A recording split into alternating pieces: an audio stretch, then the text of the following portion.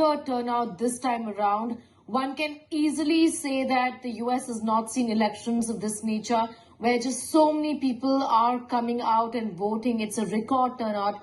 What do you make of this essentially? In spite of the pandemic, I must add that. The most important indication that Yes. I see out of a higher voter turnout, I'm getting an echo. That's why I'm getting distracted. The major indication that I see is that people are incredibly excited about this being a very, very important election of their lifetimes. The second element that I see in terms of data that is available is that the younger generation, people between 19 to 30, in that age group, more numbers are showing up.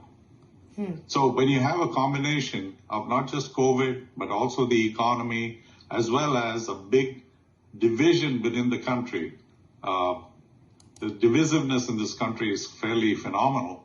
When you have that, you have emotions on both sides pushing people to the polls. You know, Pradeep Anand, this time around, Donald Trump has managed to build a narrative that Biden is somebody who's always going to favor China. And this is our enemy number one. The sentiment in the US is absolutely anti-China, given COVID, given the kind of trade problems that we've seen between both the countries. You think that he is going to be able to cash in upon that sort of a sentiment this time that we're seeing on the ground? You know, Tip O'Neill sometime a long time ago in the 1970s made a very insightful statement about politics in America. All politics is local. You can bring in China, you can bring in all kinds of external threats and bring it to the electorate as an election issue. But unfortunately, ultimately, people vote their pocketbooks. And when they vote their pocketbooks, they essentially vote on local issues rather than foreign issues. The other interesting thing that we need to recognize is, thanks to the way COVID has been handled in the United States, China actually has taken a lead and shown, this is an article that I read in the New York Times by Thomas Friedman, who indicated that China has actually shown a 5% growth during this COVID period. And they have not just caught up with the United States and perhaps have taken a leap over the United States. So, yes, there is going to be an economic consequence of that, but I don't think that's going to drive the election as much as people would assume it to be. It's too foreign, pardon the pun, too foreign an issue for people to go out there and cast their ballot.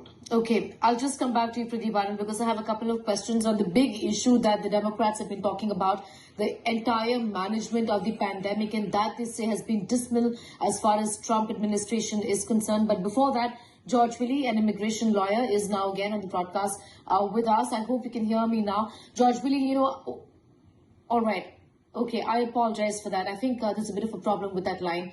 But, you know, Pradeep Anand, the Democrats have been talking about this, that there is going to be handling of the pandemic from the prism of science, as opposed to what Trump has been doing all this while. And there's going to be better handling of the pandemic in that sense. Obama went out and said that how is he going to protect Americans when he couldn't even protect himself from the infection? How well do you think that sort of an argument are Americans essentially going to buy this time around? It depends on individuals, the degree to which people believe in science and reason. I mean, the entire growth of our global civilization has been based on science and reason.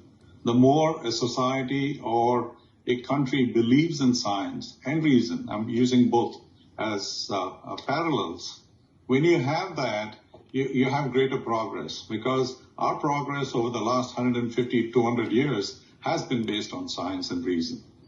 Now, to take a stab at it and say that it is no longer valid, I think is extremely foolish. And to go against or ignore scientific advice that is being given, because people don't come to scientific conclusions very easily. There are all kinds of peer reviews that are done. before people publish papers. And to go against them really requires a tremendous amount of foolhardiness when somebody tells you that this particular well is incredibly deep, don't jump into it, and you're going to test it by jumping into it. It's a very foolhardy activity. And that is exactly the way we've been behaving with respect to COVID. Not wearing masks, not practicing simple safety-related activities. I mean, I live in Houston, and I worked in the oil and gas industry. The number one issue we always talk about is safety, safety, safety. And I cannot imagine people not adhering to safe practices at a time when their near and dear ones can get affected and can die because of this ignorance or a tendency not to believe in science. Pradeep Anand be with us. In fact, we'll just